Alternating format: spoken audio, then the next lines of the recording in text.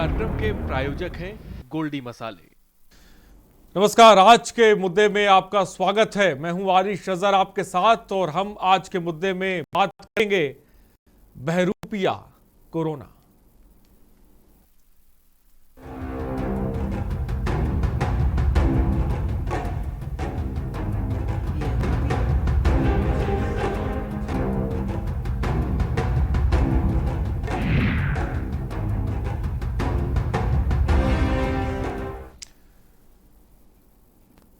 जी हाँ, बहरूपिया कोरोना के नए स्ट्रेन ने एक बार फिर से चिंता बढ़ा दी है।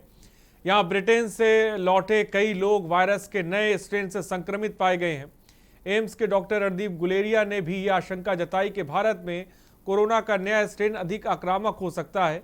ये नया स्ट्रेन कितना खतरनाक है, इस पर मौजूदा वैक्सीन काम करेगी या नहीं, इस नए स्ट्रेन के लक्षण क्या हैं और इससे बचाव के उपाय क्या हैं। ये कोरोना वायरस का म्यूटेटेड स्ट्रेन है, इसलिए ये अधिक संक्रामक और जानलेवा है। ये और अधिक तीव्रता से फैलने वाला नजर आ रहा है। आपने देखा होगा कि लंदन में मृत्यु दर काफी बढ़ गई थी। पिछले मार्च से लेकर अभी तक वहां पर सबसे ज्यादा संक्रमण के मामले देखने को मिले।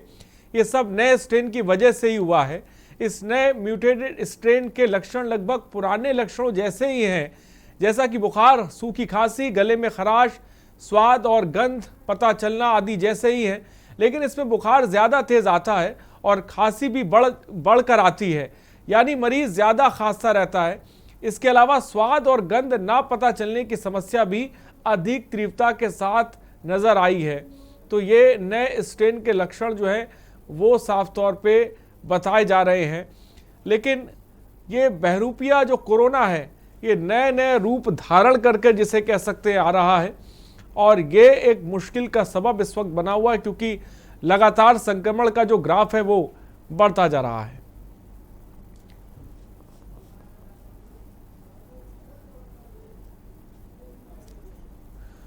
तो देश में कोरोना के अब तक के सारे रिकॉर्ड तोड़ दिए। हमने अमेरिका और ब्राजील को पीछे छोड़ दिया है। और बहरूपिया कोरोना इसलिए हम कह रहे हैं क्योंकि कोरोना तरह तरह के स्वरूप धारण करके हमारी जिंदगी में दाखिल हो रहा है। कोई उसे दक्षिण अफ्रीकी स्वरूप कह रहा है, कोई उसे ब्राज़ीली कह रहा है, कोई उसे अमरीकी कह रहा है। तो तमाम तरह के ऐसे स्वरूप हैं जो कोरोना लगातार अपने आप को बदल रहा है। ये वायरस इतना अक्लमंद या यूं कहे इतना तेज और इतना शातिर है कि अपना स्वरूप लगातार ये बदल रहा है, जिसकी वजह से जो कोरोना संक्रमण की रफ्तार है वो भी साफ तौर पे बढ़ रही है। सभी राज्यों से केस मिलकर भी महाराष्ट्र से कम ही हैं। जिस तरह के आंकड़े महाराष्ट्र से सामने आ रहे हैं। डॉक्टर हमारे साथ कुछ गेस्ट भी जुड़ रहे हैं, उनसे आपका तारुफ करा दें। नए स्ट्रेन को लेकर आज हम बात करेंगे, स्ट्रेन कितना खतरनाक है और ये नए स्ट्रेन के लक्षण क्या है। ये म्यूटेटेड वायरस जिसके बारे में हम जिक्र कर रहे हैं, आखिर इसको कैसे रोका जाएगा। वैक्सीन बड़े पैमाने पर लग रही है, लेकिन बहुत से ऐसे लोग हैं जो वैक्सीन नहीं लगा रहे हैं। भविष्य की वैक्सीन में आने वाली वैक्सीनों पे किस तरह का काम चल रहा है, हम इसके बारे में भी जानने की कोशिश करेंगे। फिलहाल doctor Neeraj Kumar corona expert है, इस वक्त हमारे साथ जुड़ गए। नीरज कुमार जी, बहुत बहुत स्वागत है आपका। Doctor P Nayyar corona expert है, इस वक्त हमारे साथ जुड़ गए हैं। और भी गेस्ट हमारे साथ जुड़ेंगे, उनसे आपका तारुफ करा दें। डॉक्टर वीएन त्रिपाठी साहब भी थोड़ी देर बाद हमारे साथ जुड़ेंगे, लेकिन सबसे पहले सीधे डॉक्टर नीरज कुमार के पास चलते हैं। नीरज कुमार जी, कोरोना वायरस जिसको हम कह रहे हैं कि ये बहरूपिया वायरस है, बचपन में हम लोग जब छोटे से थे या हमारे बाप दादाओं के समय में बहरूपिया आया करते थे और वो पैसे लिया करते थे, और अब ऐसा देखने को मिल रहा है कि ये कोरोना वायरस भी नीरज कुमार जी एक बहरूपिया बन गया है, जो स्वरूप बदल बदल के हमारी ज़िंदगी में दाखिल हो रहा है और हमारी लाइफ को इफेक्ट कर रहा है। और इस नए स्वरूप को लेकर आप क्या सोचते हैं और क्या कहेंगे आप सबसे पहले? देखिए, किसी भी वायरस को उनकी अपना एक नेचर होता है कि विद इन टाइम जो है उसमें म्यूटेशन होते ही हैं। जब एक्सपोज होता है, किसी भी बॉडी में जाता है, एक्सपोज होता है, तो कुछ म्यूटेशन उसके अंदर इनबिल्ट होते हैं जो कि होंगे ही होंगे। कभी कभी ये म्यूटेशंस जो होते हैं वो माइल्ड होते हैं, तो माइल्ड होने की वजह से उनका क्लिनिकली बहुत ज्यादा इफेक्ट हम लोगों को पेशेंट्स में देखने को नहीं मिलता है। लेकिन जब ये म्यूटेशंस नंबर्स में होते हैं या कुछ ऐसे किसी मेजर स्ट्रक्चर में कोई बदलाव आ जाता है, तो ये म्यूटेशन जो है फिर वो लगभग ऐसा होता है कि पहले वायरस से नाम वही होता है बट उसका पूरा पूरा क्लिनिकल जो स्पेक्ट्रम है वो चेंज हो जाता है। ऐसे म्यूटेटेड वायरस जो होते हैं वो हो सकता है कि ऐसे म्यूटेशन आपके माइल्ड हो जाए कि डिजीज की फ्रीक्वेंसी कम हो जाए, या फिर ऐसे म्यूटेशन जो है ज्यादा खतरनाक भी बना सकते हैं वायरस को। तो वो म्यूटेशन होने के बाद जो क्लिनिकल स्पेक्ट्रम बनेगा वो उस पर डिपेंड करता है कि आगे वाले जो पेशेंट्स जो इस नए वायरस से इन्फेक्ट होंगे उनका क्या प्रोग्नोसिस रहेगा, क्या उनका डिजीज स्पेक्ट्रम रहेगा, वो उसके बाद डिपेंड करता है। और जहां तक कोरोना वायरस की बात है, म्यूटेशन हो रहे हैं, तो हम सब लोग जानते हैं कि ये वायरस जो है म्यूटेशन होने के बाद ज्यादा इन्फेक्टिव हो गया है। ये पहले से कई गुना ज्यादा मरीजों में फैल रहा है। जैसे कि पहले ये था कि हम लोग अगर एक सोशल डिस्टेंसिंग बनाकर रखेंगे और उसके साथ सावधानी सब बरतेंगे तो चांस कम रहता था कि ये म्यूटेशन हमारे बॉडी के अंदर एंटर करेगा। लेकिन अब उसके बावजूद भी ये वायरस बॉडी के अंदर एंटर कर रहा है, तो हम लोगों को ज्यादा प्रिकॉशंस लेने की जरूरत होगी, ज्यादा सावधानी बरतने की जरूरत इसमें पड़ेगी। डॉक्टर पी नैयर साहब, आप क्या कहेंगे, जो नया म्यूटेटेड स्वरूप हम देख रहे हैं, वायरस जिस तरह से अपने आप को बदल रहा है, ये कितना खतरनाक है और क्या लक्षण भी अब बदल रहे हैं? देखिए, इसमें पहले था कि सिम्टम आपको दिखने लगा था, अभी इसमें सिम्टम जल्द दिख नहीं रहा है। और था पहले कि रेस्पिरेटरी में प्रॉब्लम हो रहा था, लोगों को सांस लेने में दिक्कतें हो रही थी, अभी इस वक्त आपको डायरेक्ट किडनी पे इफेक्ट पड़ रहा है, आपका हार्ट पे। तो मुझे लगता है कि पहले से ज़्यादा इस वक्त खतरनाक है और मुझे लगता है कि और ज़्यादा प्रिकॉशन लेने की ज़रूरत है। सोशल डिस्टेंस के साथ साथ में इस वक्त बहुत ऐसे लोग हैं कि जो वैक्सीन से डर रहे हैं। मुझे लगता है कि सबों को वैक्सीन लेना चाहिए।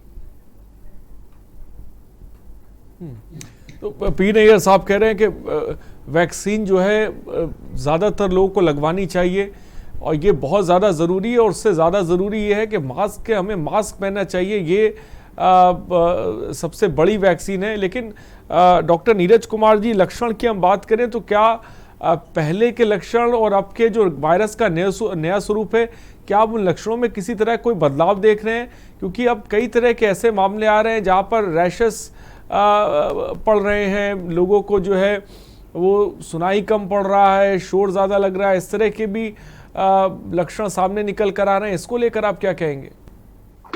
बिल्कुल, पहले जो लास्ट जो कोरोना वायरस का स्ट्रेन था वो मैक्सिमली उसने जो इफेक्ट किया था वो हमारे रेस्पिरेटरी सिस्टम, यानी कि जो हमारा सांस संबंधित क्षेत्र है, चाहे वो टेस्ट हो, स्मेल हो या सांस की दिक्कत हो, मैक्सिमली उसने उसको इफेक्ट किया था। लेकिन म्यूटेशन होने के बाद इसकी जो नेचर हो गया है वो सिस्टमिक हो गया है। सिस्टमिक मींस वो बॉडी के किसी भी ऑर्गन को डैमेज करने की क्षमता वो फिलहाल रखा हुआ है। जैसे कि बताया गया है कि किडनी में डैमेज हो रहा है या रैशेस हो रही है, स्किन में डैमेज कर रहा है, हार्ट डैमेज की फ्रीक्वेंसी बढ़ गई है, तो ये रेस्पिरेटरी सिस्टम से निकल के आपकी पूरी बॉडी में इन्फेक्टिव हो रहा है। तो इसका जो वायरस का जो नया स्ट्रेन है ये पूरी बॉडी के लिए ही डैमेजिंग हो गया है। तो वायरस का जो नया स्ट्रेन है ये पूरी बॉडी के लिए ही, जिसे कह सकते हैं, वो खतरनाक हो गया है। लेकिन डॉक्टर नीरज कुमार जी, आप हार्ट स्पेशलिस्ट हैं, तो मैं जो हार्ट के रोगी हैं उनके लिए ये नया स्ट्रेन या कहें कितना खतरनाक है?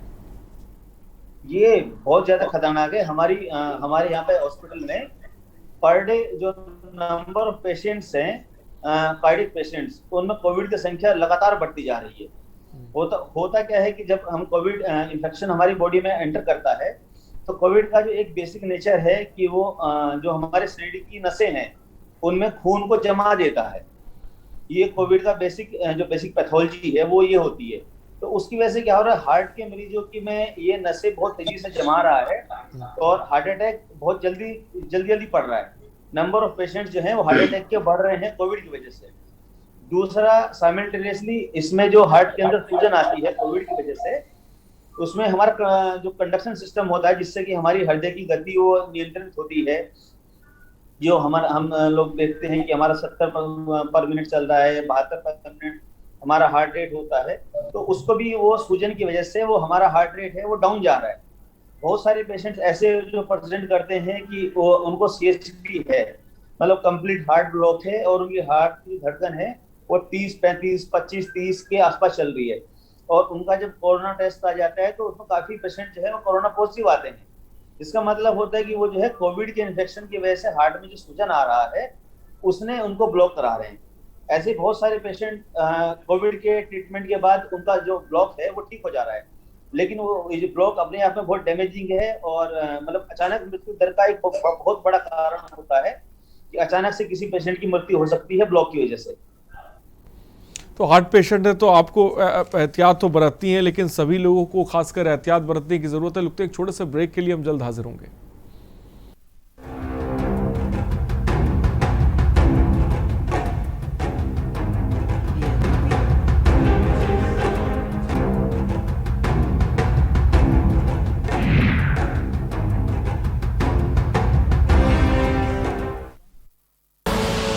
आप देख रहे हैं के न्यूज, खबरों का सारथी।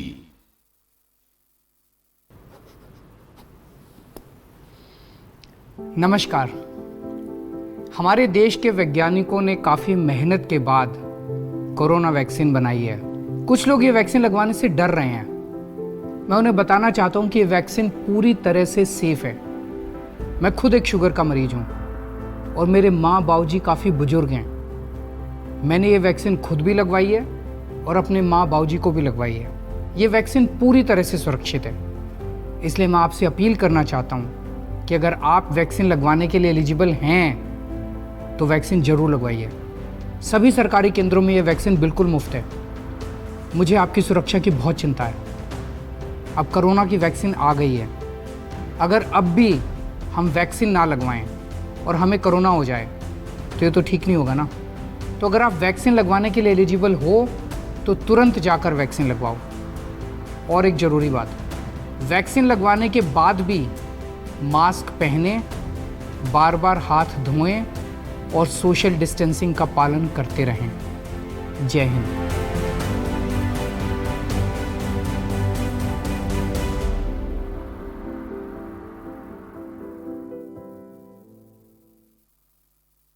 जुबान के लिए उड़ चला गैरों की ज़मीं पर, खुशबू अपनेपन की ढूंढता औरों की ज़मीं पर। मेरी माटी की ये जुबान, मेरी माटी की ये जुबान है मुझसे दूर मिलो दूर, पर ये दिल है कि चख रहा का नूर, नूर और नूर। दूर कितना भी जा, इस जुबान से दूर ना जा पाओगे। विमल, बोलो जुबान केसरी। पिटारा वाली मूंग दाल मुझे भी मिलेगी? हाँ हाँ जरूर मिलेगी, लेकिन मुझे क्या मिलेगा? आज स्कूल में ऐसे कंपटीशन था, टॉपिक था your best gift in life. तो क्या लिखा? मॉम लिखा।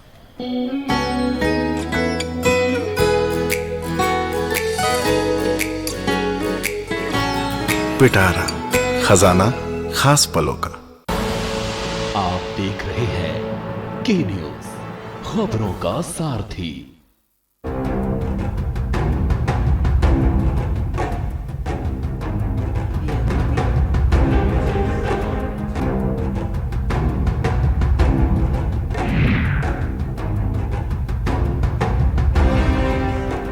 ब्रेक के बाद आपका स्वागत है। आज के मुद्दे में जी हाँ, हम बात कर रहे हैं बहरूपिया कोरोना पर, क्योंकि कोरोना लगातार अपने स्वरूप बदल रहा है। नए नए स्ट्रेन जिसे कह सकते हैं सामने आ रहे हैं। डॉक्टर वीएन त्रिपाठी साहब, पूर्व डीजीएमई, इस वक्त हमारे साथ जुड़ गए। वीएन त्रिपाठी साहब, ये बहरूपिया कोरोना को आप किस तरह से देखते हैं? ये क्या रूप बदल कर हमारी ज़िंदगी में हमेशा आता रहेगा? और ये जो नए स्ट्रेन है और जिस तरह से अपने रूप बदल रहा है, ये कितने खतरनाक है सर?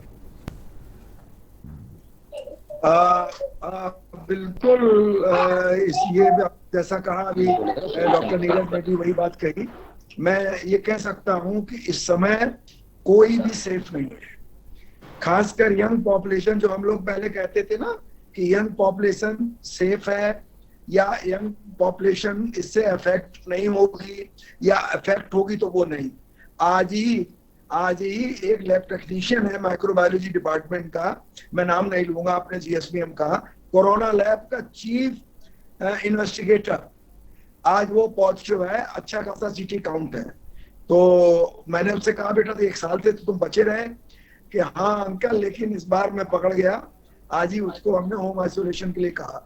कहने का तात्पर्य यंग पॉपुलेशन यानी कि जो 20 साल से 35 साल के लोग हैं जो कि बहुत एक्टिव हैं, चाहे अपने जॉब के कारण, स्टडीज के कारण या ट्रेवलिंग बहुत करते हैं, और they don't care, I am using, कहते हैं ना आई डोंट केयर, तो मुझे नहीं होगा, तो ये धारणा टूट गई है। और they are this age group is super spreaders. Please, super spreaders माने ये बहुत तेजी से फैलाने वाले लोग हैं।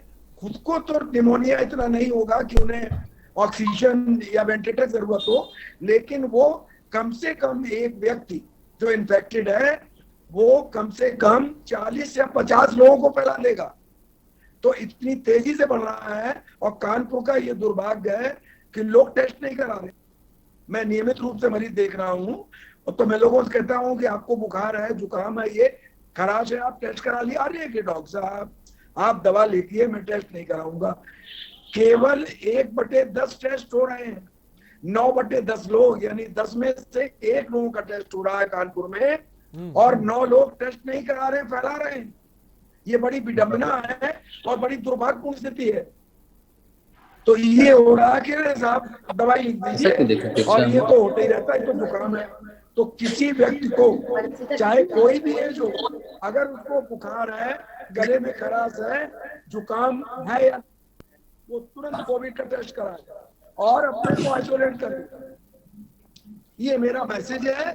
और क्योंकि अच्छा खतरा क्या है, उनको भले ना सीवियर निमोनिया हो, कॉम्प्लिकेशन ना हो या थ्रोम्बोसिस ना हो, लेकिन वो जो वल्नरेबल एज ग्रुप है 60 से ऊपर या 50 से ऊपर, जिनको डायबिटीज, हाइपरटेंशन, जैसा डॉक्टर नीरज ने बिल्कुल सही कहा, हार्ट का जो खतरा है, माइक्रोबायल इन्फेक्शन खतरा है, कोरोनरी थ्रोम्बोसिस का खतरा है, सडन डेथ का खतरा है, ये जो वल्नरेबल ग्रुप है, जिसको डायबिटीज है, हाइपरटेंशन है, वो बहुत ही, ये जो एसिम्प्टोमेटिक या बहुत कम सिम्टम है, हल्का सा बुखार है, कुछ नहीं, ये बहुत तेजी से फैला रहे हैं।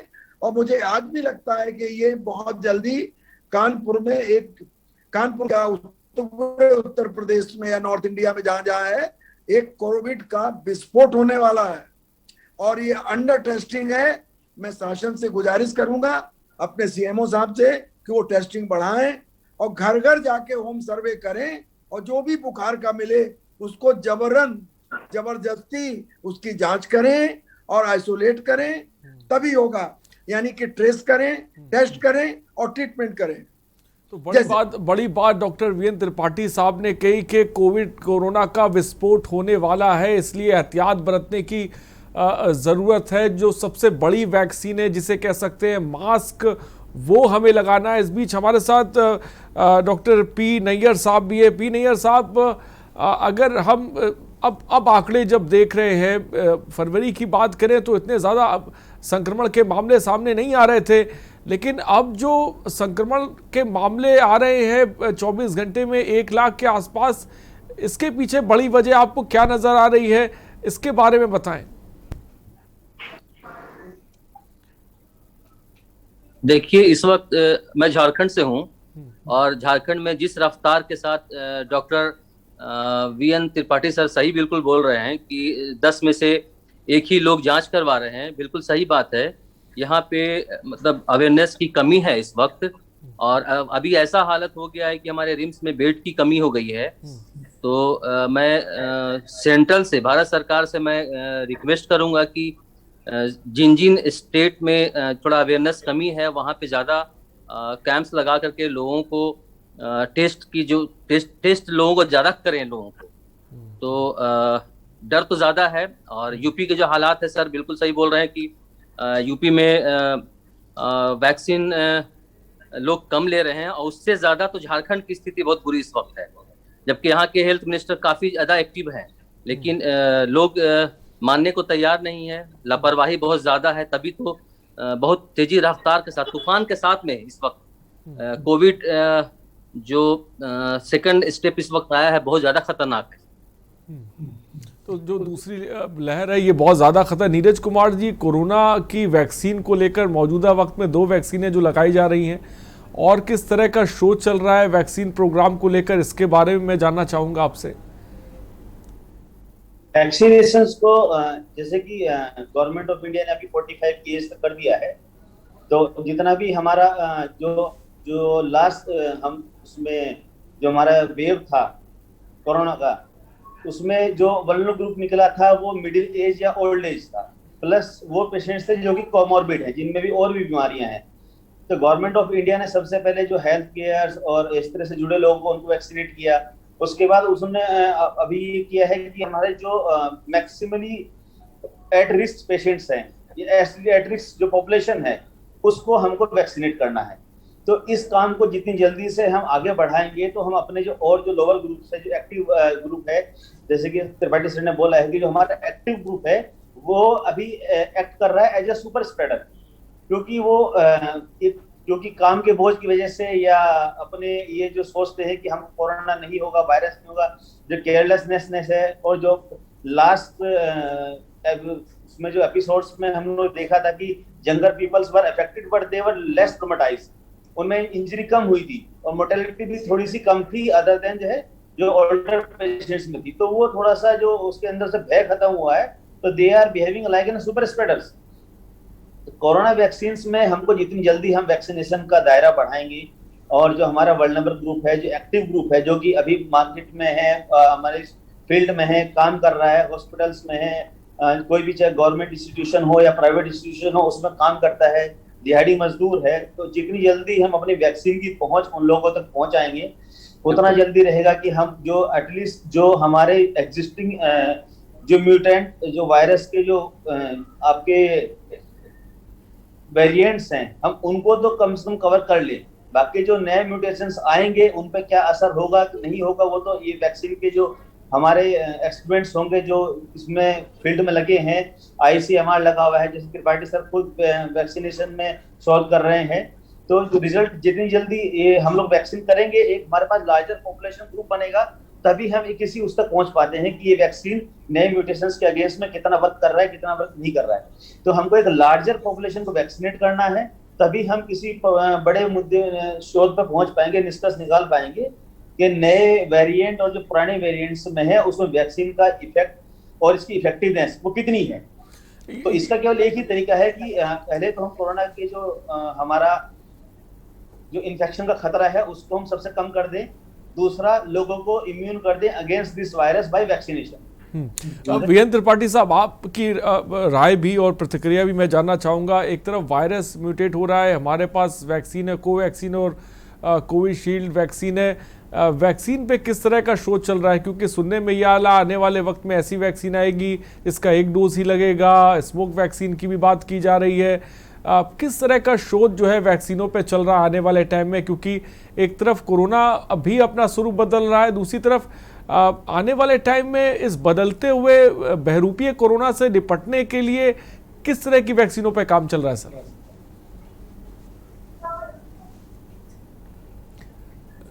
वीरेंद्र त्रिपाठी साहब, मेरा सवाल आप तक पहुंचा?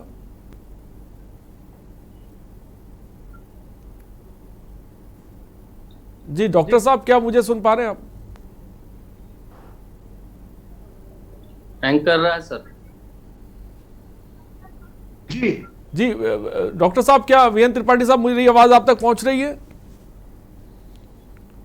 हाँ, आ रही है। जी सर, मैं जानना चाहूंगा कोरोना वैक्सीन को लेकर किस तरह का शोध चल रहा है, आने वाले समय में इस बहरूपिया कोरोना से निपटने के लिए किस तरह की वैक्सीन होगी, क्योंकि लगातार कोरोना अपना जो स्वरूप है वो बदल रहा है, और ये भी बात सामने आ रही है कि अब शायद ऐसी वैक्सीन आने वाले टाइम में आए जिसका 1 ही डोज कारगर साबित हो।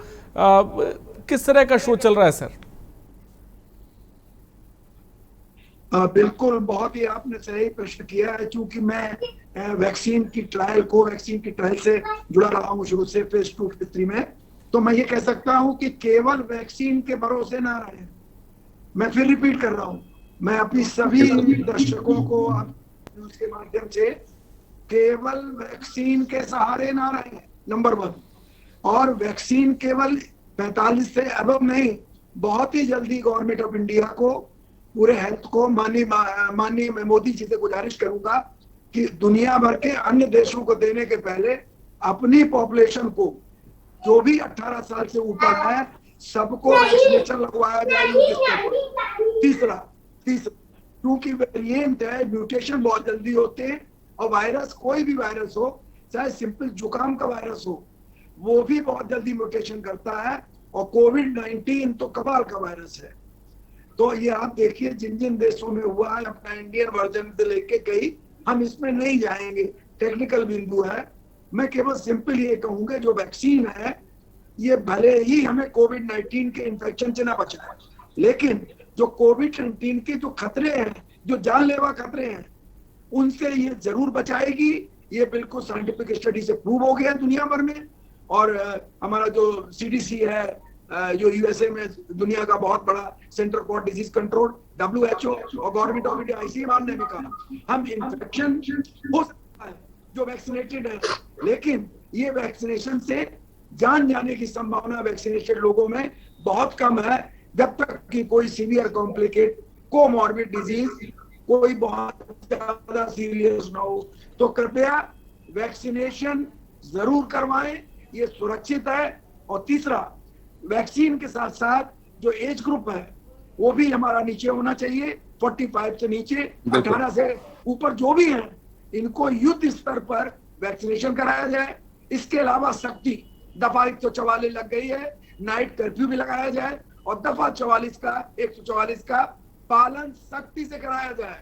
नहीं तो मुझे अंदेशा है कि ठीक है 1 to 2% वेंटिलेटर चाहिए, लेकिन हमारे कानपुर में इतने वेंटिलेटर नहीं है आज भी, जो कि सभी, अगर खतरनाक स्थिति आ गई तो हमें वेंटिलेटर कम पड़ेंगे।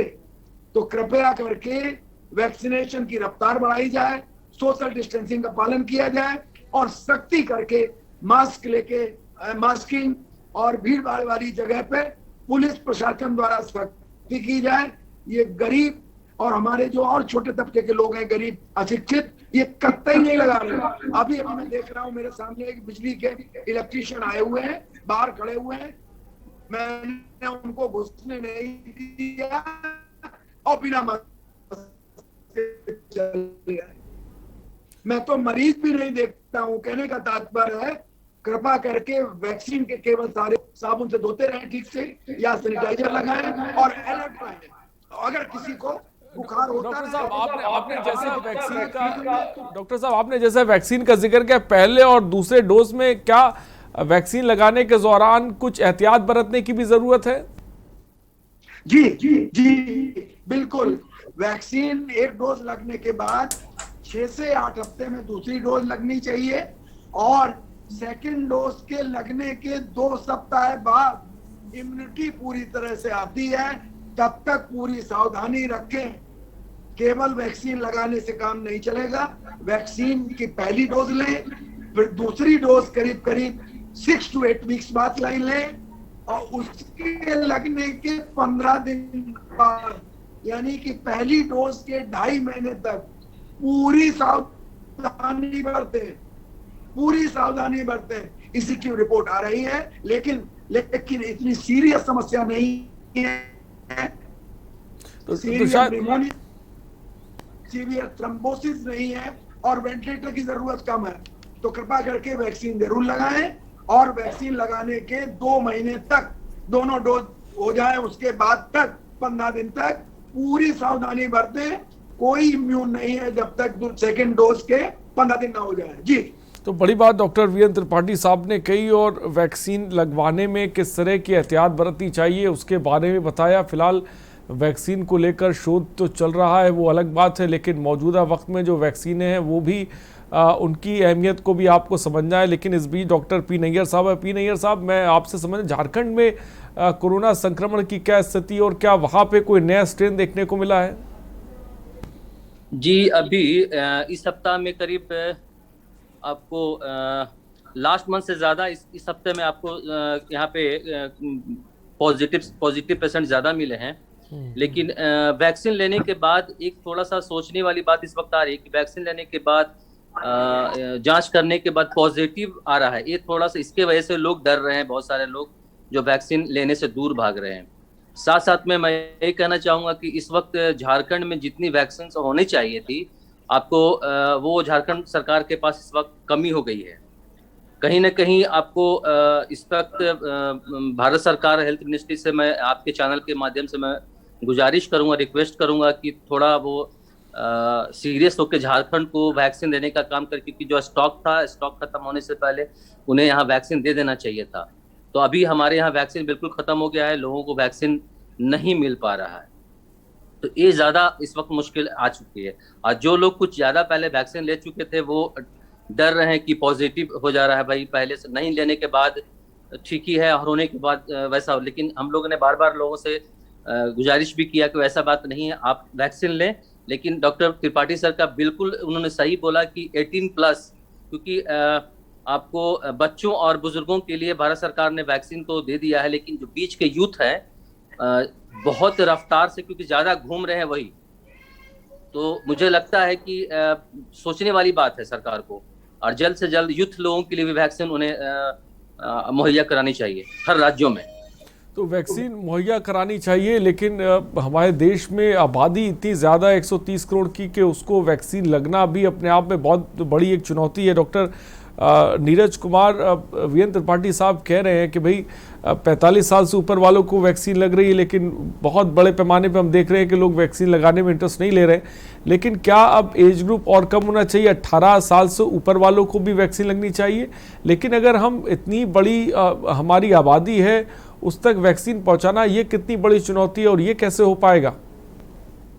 देखिए, सबसे पहले कहा जाता है कि अगर घर में कोई भूखा है तो पहले अपने परिवार के सदस्य को खाना खिलाएं, उसके बाद आप पड़ोस को दें, या रिश्तेदार को पहले दें उसके बाद पड़ोस को दें। तो उसी तरह भारत सरकार को सोचनी चाहिए कि पहले हमारे देश की जनता को वैक्सीन की जरूरत है, यहाँ जरूरत है, हम सबों को जरूरत है वैक्सीन का, हर मजहब के लोगों को, तभी आप दूसरे देश के लिए सोचें। आप नीरज कुमार जी, आप क्या कहेंगे? वैक्सीनेशन बिल्कुल बिल्कुल डॉक्टर साहब ने, हाँ Neeraj ji, yes sorry sir, vaccination का सर एक तो जो ये मन में सवाल रहता है कि हमको वैक्सीन लगाने के बाद भी हम कोरोना पॉजिटिव हो गए हैं, तो मेरा अपना ख्याल है और ये चीजें प्रूवन है कि इसमें दो बिंदु एकदम स्पष्ट होने चाहिए कि वैक्सीन लगाने के बाद दो चीजें कम से कम होंगी। पहली चीज कि हमारे अंदर जो डिजीज का बर्डन होगा, अगर हम दोबारा कोरोना पॉजिटिव होते हैं तो हमारे अंदर डिजीज का बर्डन उतना नहीं होगा जितना कि वैक्सीन ना लगने से हो सकता था। उससे क्या होगा कि हमारी बीमारी एक घातक रूप तक नहीं पहुंच पाएगी। हो सकता है कि हम कोरोना पॉजिटिव आए, हम अपने जांच करा लें, हम पॉजिटिव हो जाएं, बट इसकी संभावना बहुत कम रहेगी कि हमको हॉस्पिटलाइजेशन या किसी ऐसी सीरियस अवस्था का करना पड़ जाए। पहली चीज। दूसरा ये है कि वैक्सीन लगने के बाद जो हम लोग सोचते हैं कि वैक्सीन लग गया है कि अब हमको कोरोना नहीं होगा, वो ठीक है, हो सकता है हमको, लेकिन हम एक एज एन स्प्रेडर हम मार्केट में बिना मास्क के जाएंगे, वहां की हवा में जो कोरोना वायरस है उसको अपने अंदर इंजेल करेंगे और वही वायरस आके हम अपने घर में दूसरे लोगों को या अपने घर में पड़ोस में अपने साथियों को वो वायरस हम एज ए ट्रांसमीटर उनको ट्रांसमिट कर सकते हैं। तो वैक्सीनेशन एक अलग मुद्दा हो गया है और सावधानी एक अलग बिंदु है। हमको वैक्सीनेशन कराना है अपने लिए, जिससे कि हमको बीमारी ना हो और घातक रूप में तो बिल्कुल ना हो। और सावधानी इसलिए जरूरी है कि हम उस बीमारी को लेके कहीं से लेके किसी दूसरे को, अपने या परिचित या साथी बंधु किसी को ना दे दे। बिल्कुल। तो दोनों चीजें एकदम जरूरी हैं। हमको अपने लिए भी काम करना है, अपने समाज, सोसाइटी और देश के लिए भी काम करना है। तो दोनों चीजों का ध्यान रखना है और जितना जल्दी हम वैक्सीनेशन कर लेंगे तो उतनी जल्दी हम जो है हर्ड इम्यूनिटी, जितना हमारे आसपास के लोग, ज्यादा लोग वैक्सीनेटेड रहेंगे। नीरज कुमार जी, आपको रोकना चाहूंगा, केंद्रीय स्वास्थ्य मंत्री इस वक्त कुछ कह रहे, सीधे आपको लेके चलते हैं। संख्या आज 96,000, एक दिन तो 1 लाख को भी क्रॉस की है। और इन केसेस में जो इतना बड़ा सर्ज हुआ है, इसमें 80% से ज़्यादा जो केसेस हैं वो 11 स्टेट्स के अंदर थे, जो छत्तीसगढ़ है, दिल्ली है, हरियाणा है, हिमाचल प्रदेश, झारखंड, कर्नाटक, मध्य प्रदेश, महाराष्ट्र, पंजाब, राजस्थान और गुजरात, 11 स्टेट्स के स्वास्थ्य मंत्रियों के साथ आज विस्तार के साथ हमने बैठक की है। उनसे अनुरोध किया है कि जो एक साल में जो कोविड के खिलाफ लड़ने की जो स्ट्रैटेजी के जो प्रमुख अंग हैं, टेस्टिंग है, ट्रैकिंग है, ट्रीटिंग है, कंटेनमेंट जोन्स हैं, सर्विलेंस है और आजकल जो विशेष रूप से वैक्सीनेशन का कैंपेन चल रहा है, ये सारी चीज़ों को और जो कोविड एप्रोप्रिएट बिहेवियर है, इसमें जो लापरवाही का एलिमेंट आ गया है और जो बड़ी बड़ी गैदरिंग्स सारे समाज में हो रही हैं, जो अनकंट्रोल्ड बिहेवियर हो गया है सोसाइटी का, और उसके ऊपर जो सरकारों को भी कंट्रोल करना है, उस कंट्रोल के अंदर भी जो लैक्सिटी आई है उसको ध्यान में दिलाने के लिए इन स्वास्थ्य मंत्रियों के साथ बैठक की थी। उन्होंने भी अपनी जो भी कोशिश कर रहे हैं उसके बारे में हमें बताया है, लेकिन बहुत गहराई से, गंभीरता से सबको कहा गया है कि हम आने वाले समय में हर दृष्टि से पूरी सख्ती भी करें, टेस्टिंग को भी बढ़ाएं, टेस्टिंग में RT-PCR टेस्ट की जो संख्या है उसको बढ़ाएं, कंटेनमेंट जोन्स की जो प्रक्रिया थी, आइसोलेशन की जो प्रक्रिया थी, क्वारंटाइन करने की जो प्रक्रिया थी, कॉन्टैक्ट ट्रेसिंग करने की जो प्रक्रिया थी, तुरंत अर्ली डायग्नोसिस करके अर्ली ट्रीटमेंट स्टार्ट करने की जो प्रक्रिया थी, ये सारी की सारी प्रक्रियाओं को स्ट्रेंथन करें। कोविड एप्रोप्रिएट बिहेवियर ना कोई अगर माने तो उसको जो भी हम सख्ती से निर्देश देना है। तो केंद्रीय स्वास्थ्य मंत्री को आप साफ तौर पे वो कह रहे थे सख्ती से लोगों को मनवाना चाहिए, जो नियम नहीं मान रहे हैं। 11 राज्यों के मुख्यमंत्रियों से भी उन्होंने साफ तौर पे बात की थी। फिलहाल वक्त की थोड़ी सी कमी है। डॉक्टर नीरज कुमार जी बहुत बहुत शुक्रिया हमसे जुड़ने के लिए। डॉक्टर पी नैयर साहब आपका बहुत बहुत शुक्रिया। डॉक्टर वीरेंद्र त्रिपाठी साहब आपका बहुत बहुत शुक्रिया हमसे जुड़ने के लिए और कोरोना को लेकर तमाम जानकारी देने के लिए। तो नया स्ट्रेन बहरूपिया कोरोना जिसे कह सकते हैं रूप बदल के हमारी ज़िंदगी में आ रहा है और ये कितने रूप बदलेगा, कितने स्वरूप बदलेगा ये कोई नहीं जानता। कितनी वैक्सीनें इसको रोकने में लगेंगी ये भी कोई नहीं जानता। लेकिन हाँ, एक चीज़ हमें पता है कि जान है तो जहान है और अपनी जान की सुरक्षा हमें स्वयं करनी पड़ेगी। फिलहाल आज के मुद्दे में इतना ही। बने रहिए हमारे साथ। नमस्कार।